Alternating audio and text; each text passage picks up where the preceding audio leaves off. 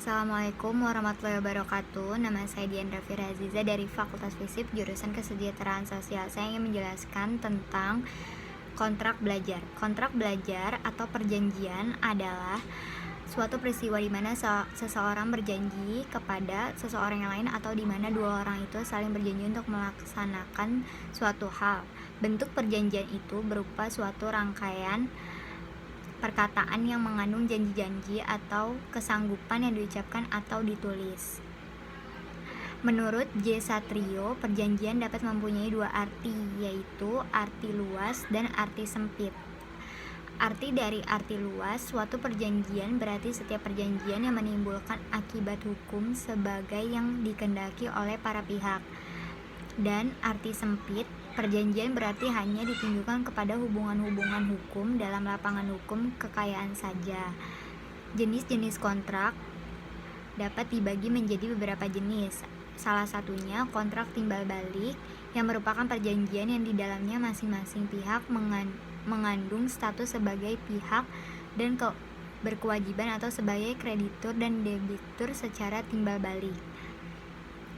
Perjanjian sepihak atau unilateral adalah perjanjian yang mewajibkan pihak yang suatu untuk berprestasi dan memberi hak pada yang lain untuk menerima presentasi. Arti penting pembedaan tersebut ialah sebagai berikut.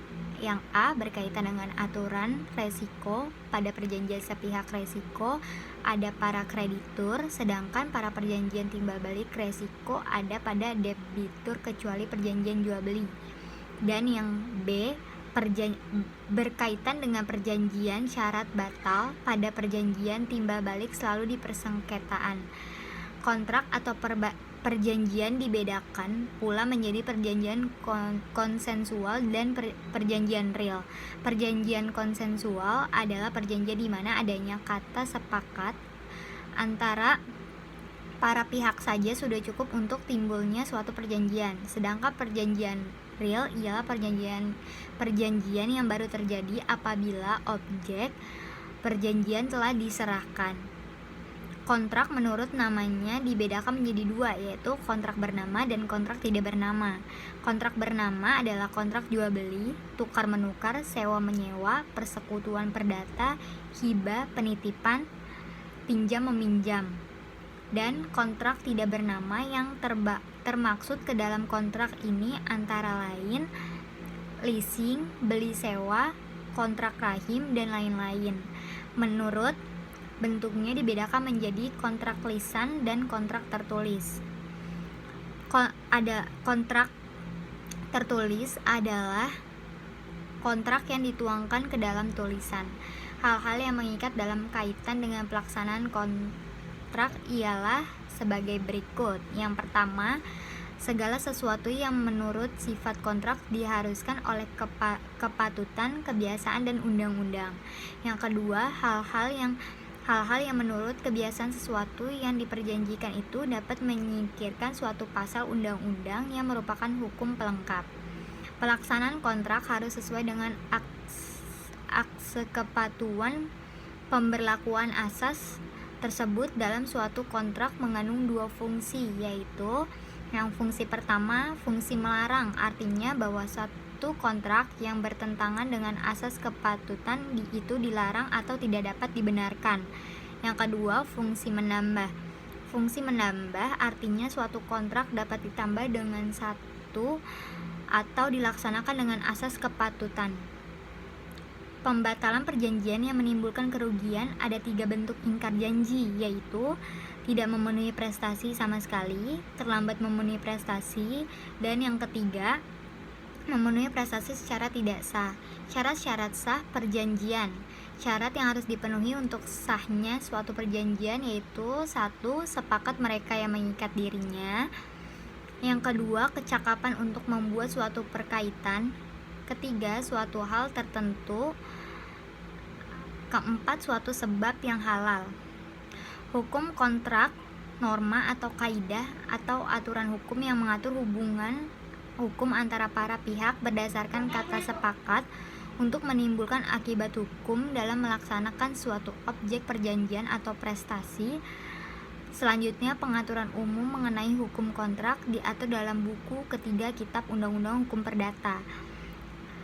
A. Asas dalam hukum kontrak. Dalam hukum kontrak dikenal beberapa asas yang menjadi dasar dalam penyusunan dan pembuatan kontrak. Asas yang dimaksud antara lain asas kebebasan berkontrak.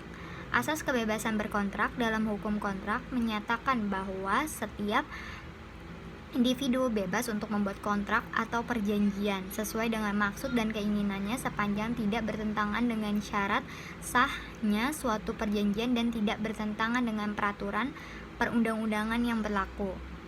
Ketentuan hukum kontrak mengenai syarat sahnya perjanjian diatur dalam pasal 1320 Kitab Undang-Undang Hukum Perdata yang menyatakan bahwa untuk sahnya suatu perjanjian diperlakukan 4 syarat, yaitu 1. Adanya kesepakatan dari mereka yang mengikat diri. Yang kedua, adanya kecakapan untuk membuat suatu perkaitan. 3. Adanya suatu hal yang tertentu dan adanya suatu sebab yang legal dan halal. Berdasarkan asas kebebasan berkontrak ini, maka para pihak yang membuat kontrak memiliki kebebasan untuk mengatur dan menentukan isi suatu perjanjian kontrak yang akan dibuatnya selama tidak bertentangan dengan syarat sahnya perjanjian. Sebagaimana dimaksud alam pasal 1320 KUH Perdata dan selanjutnya dalam pasal 1338 semua perjanjian yang dibuat secara sah berlaku sebagai undang-undang bagi mereka yang membuatnya. Dan ada juga asas konsensualisme. Asas konsensualisme dalam hukum kontrak menyatakan bahwa sebuah perjanjian lahir karena tercapainya kesepakatan para pihak. Asas tersebut sesuai dengan syarat sahnya perjanjian sebagai mana dimaksud dalam Kitab Undang-Undang Hukum Perdata, yakni pada pasal 1320 seperti yang telah disampaikan di atas. Adanya kesepakatan antara para pihak adalah hal yang utama dalam hukum kontrak. Hal ini bisa dilihat dalam ketentuan sebagaimana dimaksud dalam pasal 1458 KUH Perdata yang menyatakan bahwa jual beli telah dianggap terjadi seketika setelah tercapai kata sepakat tentang benda dan harganya meskipun barang itu belum diserahkan dan harganya belum dibayar. Berdasarkan ketentuan tersebut, sangat tampak bahwa kesepakatan para pihak merupakan hal yang sifatnya esensial. Dan juga ada asas pacta sunt servanda. Asas pacta sunt servanda dalam hukum kontrak merupakan asas yang mengacu pada ketentuan dalam pasal 1338 ayat 1 Kitab Undang-Undang Hukum Perdata yang menyatakan bahwa perjanjian yang dibuat secara sah berlaku sebagai undang-undang. Asas merupakan asas yang selaras dengan tujuan hukum, yakni mewujudkan kepastian hukum. Kontrak yang telah dibuat oleh para pihak yang bersepakatan merupakan hal yang harus dihormati dan dipatuhi oleh para pihak yang bersepakatan atau oleh pihak lainnya. Dan ada juga asas itikat baik.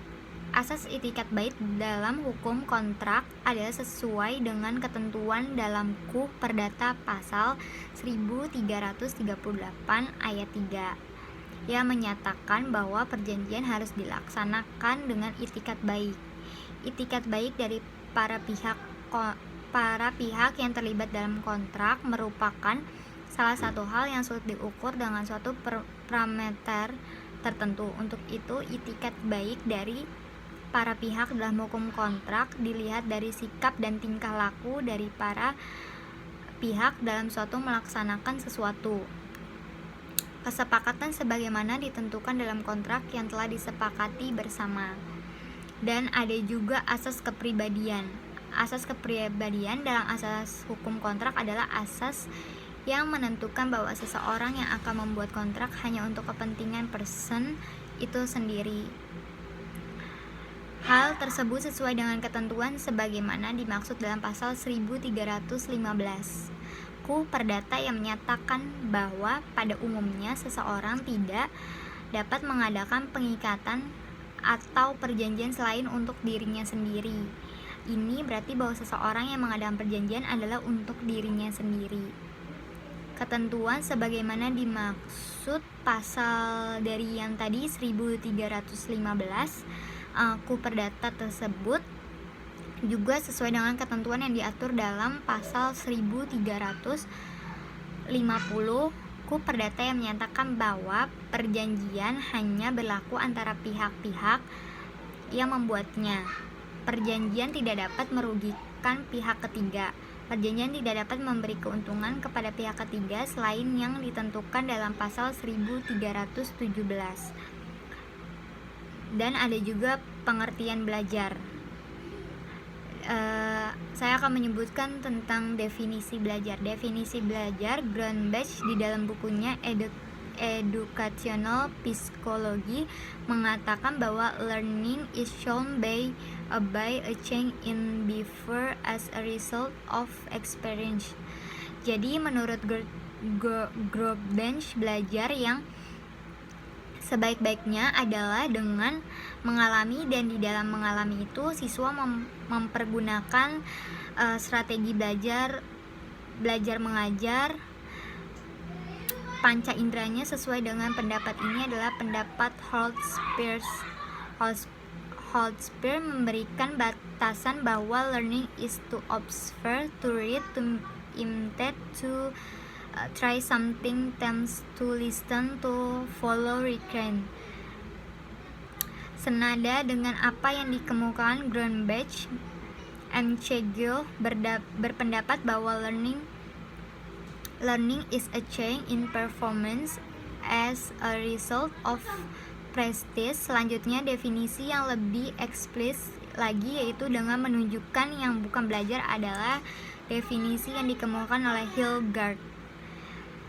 Hildegard menyatakan bahwa learning is the process by which an activity organizes or is changed through training procedure.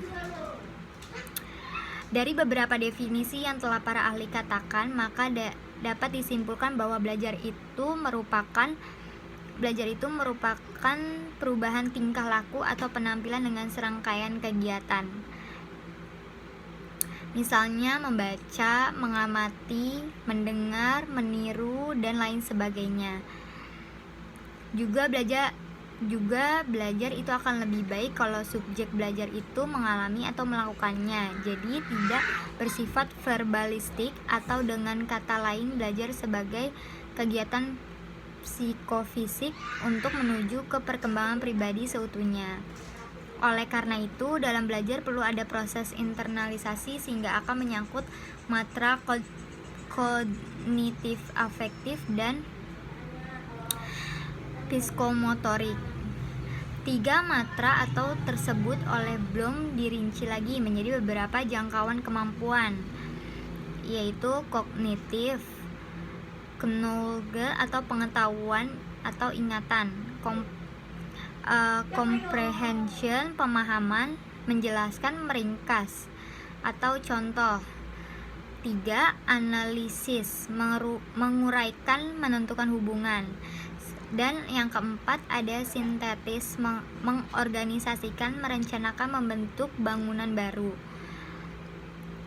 Evaluation itu menilai, dan yang keenam application itu menerapkan, dan ada juga yang ketujuh receiving, sikap menerima, dan ada responding itu memberi respon, dan valuing itu nilai, dan organization itu organisasi.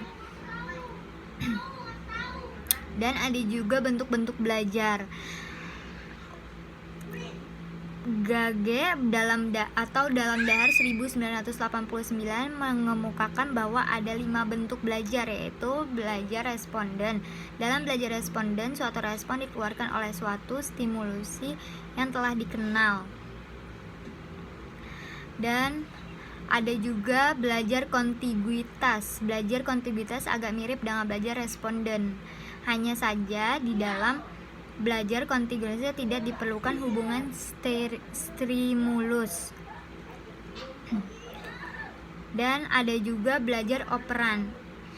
Reinforcer ialah setiap stimulasi yang meningkatkan suatu perilaku. Sedangkan menurut Salvin-Infoser didefinisikan sebagai suatu konsekuensi yang memperkuat atau berarti meningkatkan frekuensi. Belajar sebagai akibat investment merupakan bentuk belajar lain yang banyak diterapkan dalam teknologi modifikasi perilaku. Dan sekian dari saya tentang kontrak belajar. Sekian dan terima kasih. Wassalamualaikum warahmatullahi wabarakatuh.